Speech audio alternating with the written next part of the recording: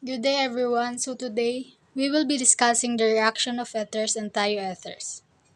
So it aims to define the following objectives. First is define ethers and thioethers, differentiate their structures and properties, understand their reactivity, comprehend their reaction mechanisms, and we hope to give you a clearer understanding of their chemical behavior and applications. I am Nixie Oculares and I'll be discussing some important chemical terms related to reactions, specifically focusing on ethers, thioethers, reagents, mechanisms, and the process of how reactants turn into products. So first, ethers, or the ROR. Organic compounds consisting of an oxygen atom bonded to two alkyl or aryl groups. They are often used as a solvents in chemical processes. Thioethers, or the RSR. Similar to ethers but with a sulfur atom replacing the oxygen, they are also called sulfides and are common in biological molecules. Reagent. A, a substance or a compound added to a system to cause a chemical reaction or test for a reaction's presence. It helps drive or detect the chemical change. Mechanism. The step-by-step sequence of reactions by which an overall chemical reaction occurs. It shows how molecules interact and transform. Reaction. The process by which substances or the reactants are transformed into different substances or the products. And lastly, reactants and products. Reactants. The starting materials that undergo change in a chemical reaction. Products. The new substances formed as a result of the chemical reaction. Hi, I'm Fiona Rossel Mejorada, and now I will be explaining about ethers, the reagents, and the mechanism of how these organic compounds are synthesized. Ethers have a formula of ROR prime. It is when two alkyl groups are bonded to an oxygen atom.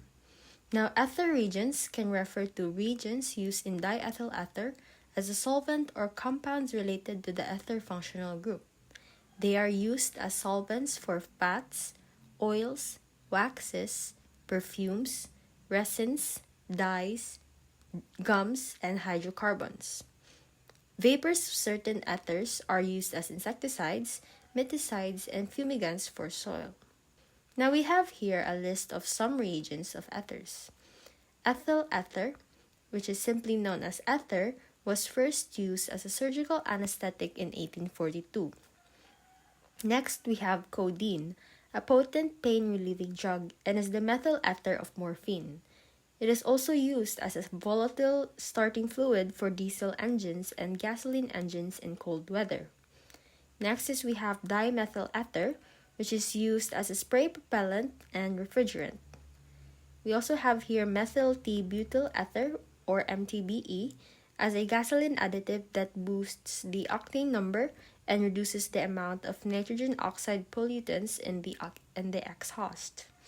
We have also here a Grignard reagent, which are reagents that cannot form unless an ether is present to share its lone pair of electrons with the magnesium atom. We also have electron deficient reagents, which are also stabilized by ethers. An example for this is borane, which is a useful reagent for making alcohols. While borane forms stable complexes with ethers, it is often supplied and used as its liquid complex with tetrahydrofuran, which is a cyclic ether. Talking about cyclic ethers, there are also ethers which we call crown ethers. Cyclic ethers are a broad class of compounds with an oxygen atom within a ring structure. A crown ether are a specific type of cyclic ethers containing multiple ether linkages and a cavity that can bind metal ions. They are named based on the number of atoms in the ring structure. The oxygen atoms act like sticky hands, grabbing specific metal ions based on the size. Now we have here, for example, 12 crown 4, which has 12 atoms in its ring, 8 carbons and 4 oxygens, and it selectively binds to lithium ions. Next, we have 15 crown 5, with 10 carbons and 5 oxygen. This one prefers sodium ions. And finally, the largest of the three, we have 18 crown 6 with 12 carbons and 6 oxygen, which forms a stable complex with potassium ions. These ethers play a big role in chemistry, helping dissolve salts in organic solvents, aiding in chemical reactions, and even being used in medicine and sensors. Let us now move on to how ethers are synthesized. We will start off with the most common way to synthesize ethers, which is the Williamson ether synthesis. So, this is the most versatile method for making ethers. Named after the English chemist Alexander Williamson, this action uses an alkoxide ion to attack an alkyl halide, substituting the alkoxy group for the halide.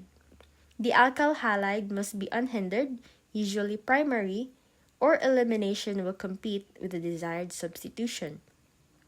The mechanism of this ether synthesis is a very straightforward process. It starts off with the deprotonating an alcohol by an acid-base reaction to get an alkoxide. The alkoxide will then do an SN2 reaction on an alkyl halide forming an ether. Another way of synthesizing ethers is through bimolecular dehydration. This reaction is useful in laboratory and industrial settings for producing simple ethers like diethyl ether. It is commonly employed when a direct and efficient way to form symmetrical ethers is needed, but it is less suitable for unsymmetrical ethers due to side reactions. Now, its mechanism starts off with the protonation of alcohol, where the acid donates a proton to the hydroxyl group of one alcohol molecule, making it a better leaving group. A nucleophilic attack, where a second alcohol molecule acts as a nucleophile, attacking the protonated alcohol, leading to the formation of an oxonium ion. And lastly, a deprotonation and ether formation occurs where a proton is lost, resulting in the formation of an ether and water. Hello everyone, I am John Faustin and I will be explaining to you the reactions of ethers. So ethers are relatively unreactive compared to other functional groups, but they do undergo certain reactions under specific conditions. So here's a summary. Acidic cleavage. Its mechanisms are strong acids, particularly hydrogen iodide, hydrobromic acid, and hydrochloric acid. Uh, Especially when heated, they can cleave ethers. The reaction proceeds via SN1 or SN2 mechanism, depending on the structure of the ether and the conditions. Tertiary alkyl ethers react via SN1, while primary and secondary alkyl ethers react via SN2.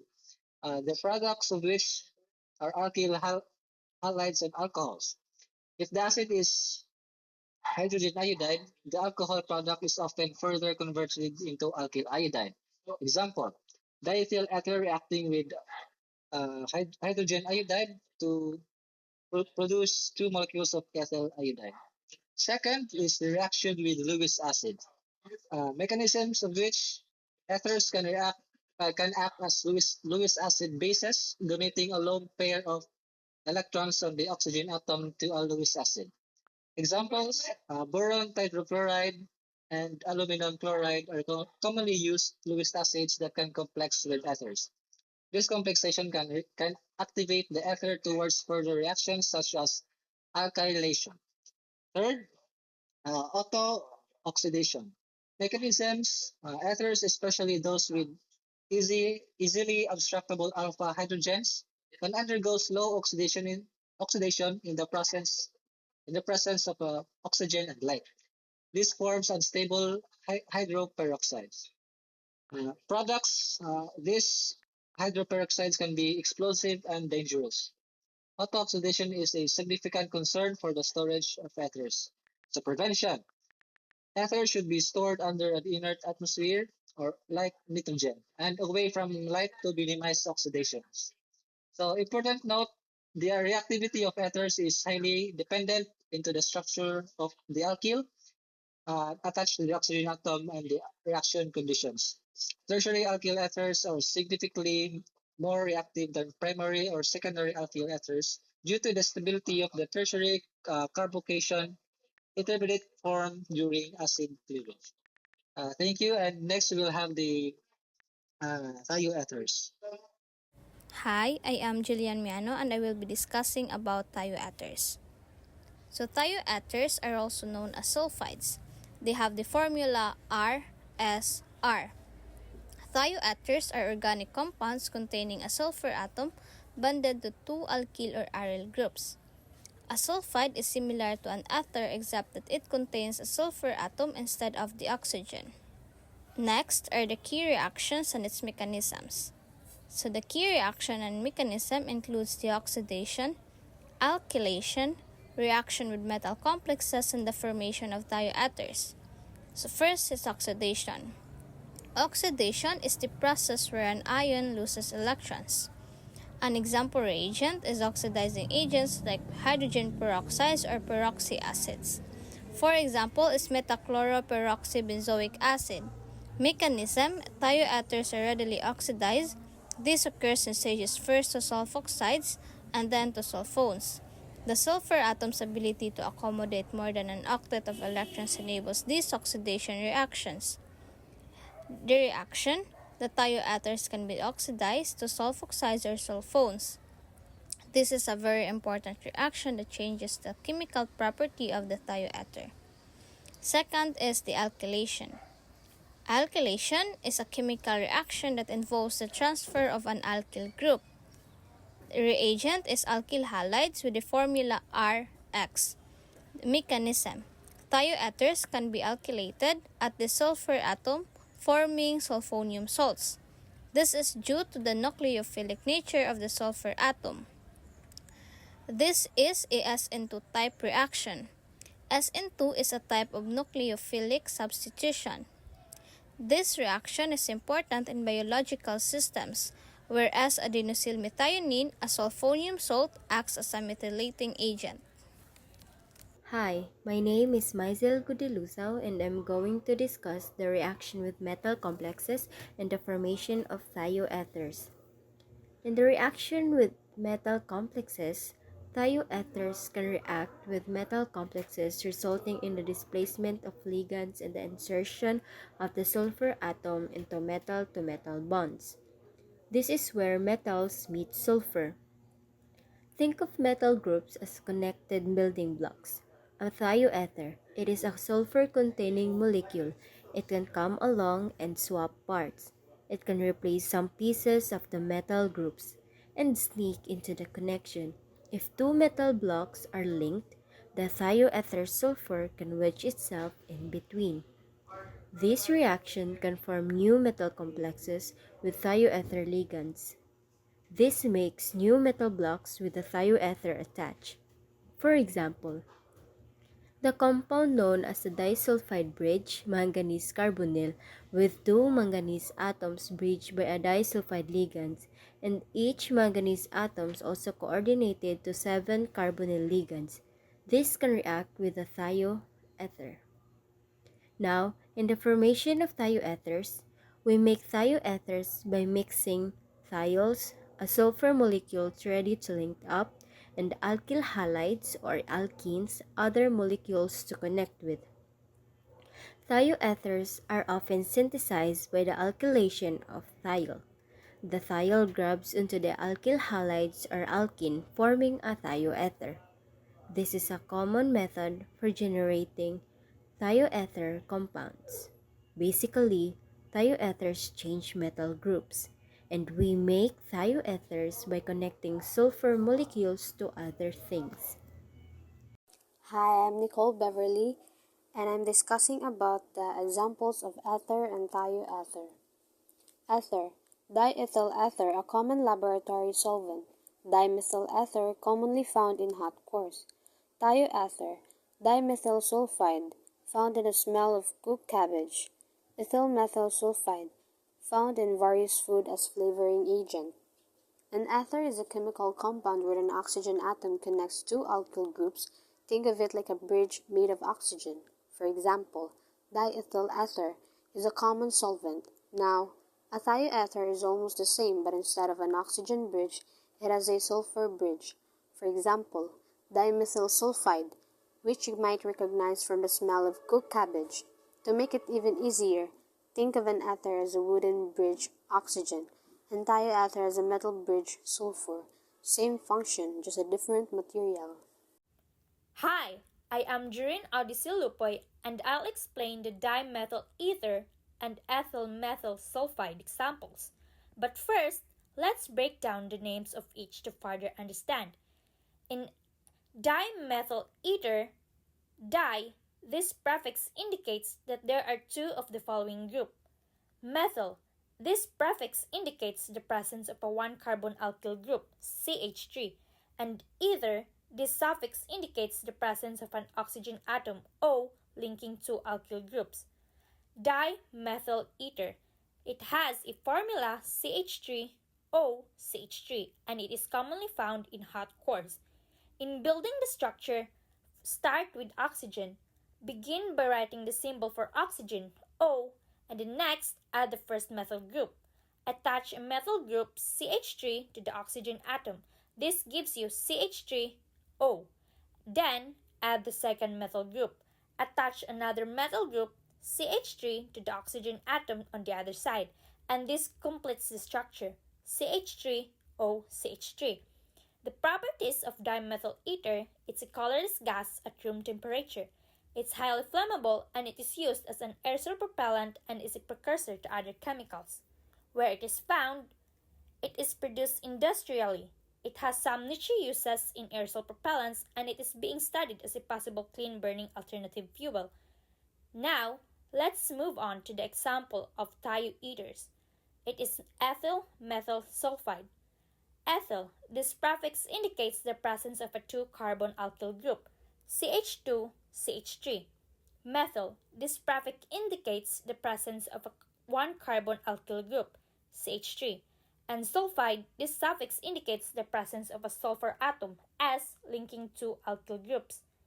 Ethyl methyl sulfide has a formula CH3SCH2CH3, and it is found in various food as flavoring agent. In building the structure, start with sulfur. Begin by writing the symbol for sulfur, S. Then add the methyl group. Attach a methyl group CH3 to the sulfur atom. This gives you CH3S. And lastly, add the ethyl group. Attach an ethyl group CH2CH3 to the sulfur atom on the other side. This completes the structure CH3SCH2CH3. The properties of ethyl methyl sulfide: it's a volatile liquid. It has a strong, often unpleasant sulfurous odor. It's a thioether or sulfide, and it is less dense than water. Where it's found, as discussed previously, it is found in very small amounts in some food as an flavoring agent. Now, let's move on to the key difference between ethers and thioethers. So, ethers, it contain an oxygen atom, O, as the connecting atom. Its general formula is R, O, R prime, where R and R prime are alkyl or aryl groups. While thioethers, it contains a sulfur atom, S, as the connecting atom, and its general formula is R, S, R prime, where R and R prime are alkyl or aryl groups. So the difference between ether and thioether is that a thioether is similar to an ether except that it contains a sulfur atom in place of the oxygen. Good day, everyone. I am Jasmin Ogawa, and I'll be summarizing our topic, the thioethers and ethers reaction. So, to summarize everything all up, basically the things we should remember when it comes to ethers and thioethers reaction is that both are molecules with a central atom linking two other groups, which are alkyl or aryl groups, where ang ether, it contains the central atom of oxygen, and the thioethers containing the central atom of sulfur. And in terms of reactivity, thioethers are much more reactive than ethers. Also, ethers are hard to break apart, needing strong acids. That is because sulfur in thioethers is bigger than the oxygen in ethers, due to the fact nga ang sulfur has more electron shells and a larger atomic radius. So examples for ethers, we have diethyl ether and tetrahydrofuran. In thioethers, we have dimethyl sulfide and methionine, or an amino acid called methionine. That is all. Thank you very much for listening.